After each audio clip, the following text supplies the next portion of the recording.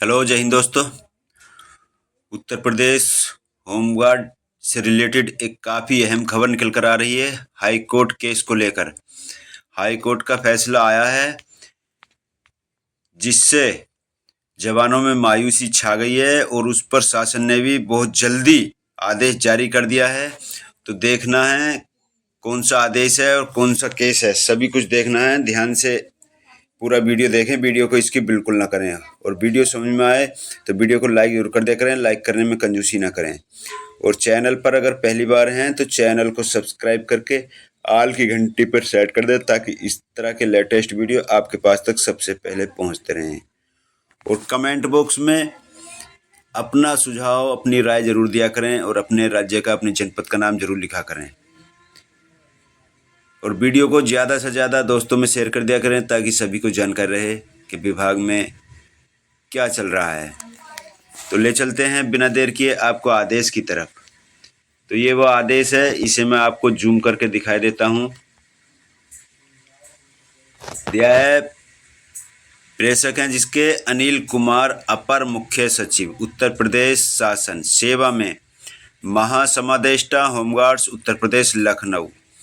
Number 2 पर दिया है समस्त उप महासमादेष्टा मंडलीय कमांडेंट जिला कमांडेंट होमगार्ड्स उत्तर प्रदेश, यानी कि सभी वैतनिक अधिकारियों को ये भेज दिया गया है, जिला कमांडेंट तक के लेवल के अधिकारियों को।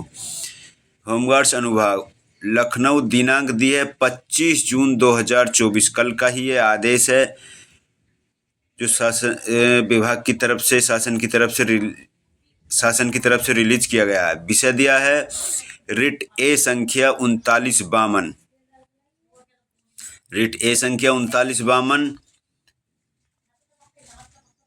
/2024। राम अवध यादव बनाम उत्तर प्रदेश राज्य में माननीय उच्च न्यायालय द्वारा पारित आदेश दिनांक 22/5/2024 के आधार पर कार्रवाई किए जाने के संबंध में। तो एक केस डाला गया था राम अवध यादव के द्वारा, 2024 में ही केस डाला गया था और 22 मई को इसका आदेश आ गया। ये इसमें डेट दे रखी है 22 मई को। 22 मई को इसका बहुत जल्दी, यानी कि बहुत जल्दी निर्णय हो आया इसका और आदेश भी पारित हुआ और शासन ने भी इस पर कार्रवाई की। क्योंकि ये जवानों के नुकसान का केस है इसलिए इस पर कार्रवाई बहुत जल्दी हो गई। अगर जवानों के फायदे का केस होता तो वो कई अदालतों में घूमता और उसमें भी हीला हवाली होती। जैसा कि पहले होमगार्ड जवानों का केस हाई कोर्ट में चल रहा था, हाई कोर्ट के बाद सुप्रीम कोर्ट जीतने के बाद भी, और सुप्रीम कोर्ट में जीतने के बाद भी काफ़ी दिन उस पर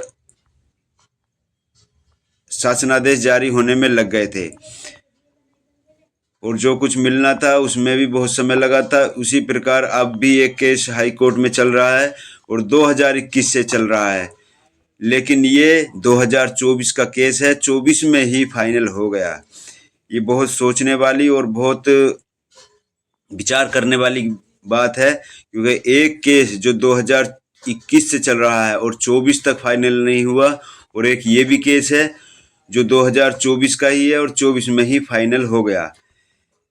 तो इतना अन्याय जवानों के साथ तो ये साफ साफ देखने को मिल रहा है। तो इस पर अपनी राय कमेंट बॉक्स में जरूर दें। आगे दिया है महोदय, माननीय उच्च न्यायालय लखनऊ बेंच लखनऊ में आयोजित रिट ए संख्या 3952/2024 राम अवध यादव बनाम उत्तर प्रदेश राज्य व अन्य में माननीय उच्च न्यायालय द्वारा दिनांक 22/5/2024 को निम्नलिखित आदेश पारित किए गए हैं।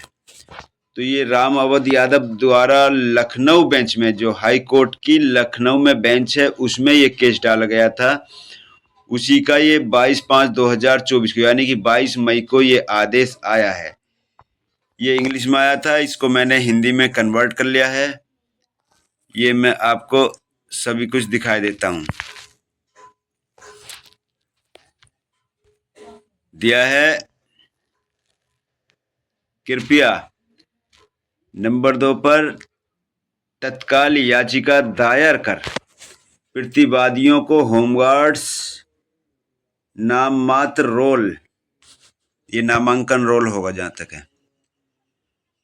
ऐसा है, इंग्लिश का जब हिंदी में करते हैं तो थोड़ी त्रुटि आ जाती है, तो इसलिए इसमें नामिन रोल होगा, नामांकन रोल होगा। रजिस्टर में याचिकाकर्ता की जन्म तिथि,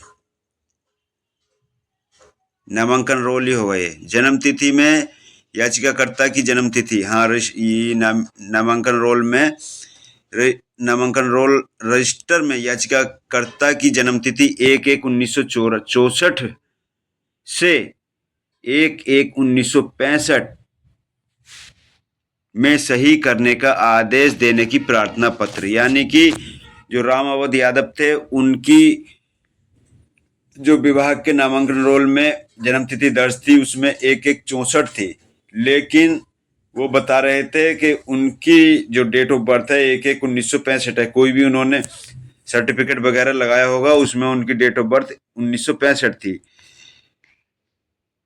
उसी को सही करने के लिए प्रार्थना पत्र उन्होंने दिया था। आगे दिया है, याचिकाकर्ता 1984 में सेवा में आया है और सेवा रिकॉर्ड में दर्ज जन्मतिथि के अनुसार वह चालू वर्ष यानी 2024 में सेवानिवृत्त होने वाला है। नंबर 4 पर माननीय सर्वोच्च न्यायालय ने भारत संघ बनाम हरनाम सिंह 1993 टू SCC 162 के मामले में माना है कि जन्मतिथि में परिवर्तन की मांग करने वाला कोई भी आवेदन सेवा के अंतिम समय में दायर नहीं कर सकता है, यानी कि लास्ट समय में, यानी कि रिटायरमेंट के करीब आकर कोई भी इस तरीके की याचिका दायर नहीं कर सकते। उसके लिए कुछ समय होना चाहिए, 1-2 साल का समय होना चाहिए। अगर आपके पास कोई जन्मतिथि का प्रमाण पत्र है तो उसको समय रहते ही कार्रवाई कर देनी चाहिए। आगे दिया है नंबर 5 पर, उपर्युक्त को ध्यान में रखते हुए परमादेश जारी करने का कोई मामला नहीं बनता है। रिट याचिका तदनुसार खारिज की जाती है। अगर समय रहते ये दायर की जाती याचिका तो हमें उम्मीद है कि जवान को न्याय जरूर मिलता। इसलिए मैं सभी से विनती करूंगा, अगर किसी का ऐसा कोई मामला है तो समय रहते अपनी याचिका दायर करें कोर्ट में, अगर करनी है तो। आगे दिया है नंबर 2 पर, उपरोक्त संबंध में मुझे यह कहने का निर्देश हुआ है कि जन्मतिथि संशोधन के संबंध में माननीय उच्च न्यायालय में योजित किए जाने वाली उक्त के समान प्रकृति की रिट याचिकाओं में माननीय उच्च न्यायालय के उपर्युक्त आदेश दिनांक 22/5/2024 के आधार पर न्यायालय में प्रतिशपथ पत्र दाखिल कराने की कार्यवाही सुनिश्चित कराई जाए।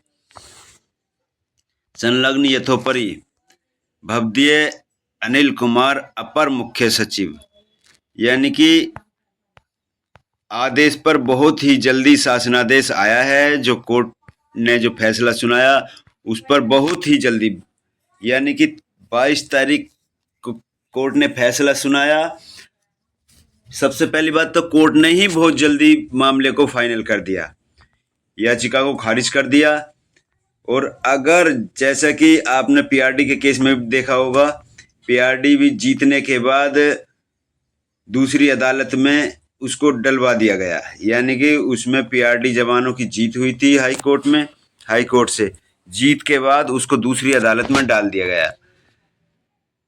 और काफ़ी दिन हो गए, 2023 में वो केस पड़ा था और होमगार्ड्स जवानों का तो 2021 से केस चल रहा है। आपकी इस पर क्या राय है, कमेंट बॉक्स में ज़रूर लिखें और इससे रिलेटेड जो भी और भी कई केस जवानों के चल रहे हैं, जैसी भी कोई सूचना आएगी मैं आपको प्रोवाइड कराने की कोशिश करूँगा। अपना ख्याल रखें, अपने परिवार का ख्याल रखें। चलते हैं, फिर मिलेंगे अगले वीडियो में। जय हिंद।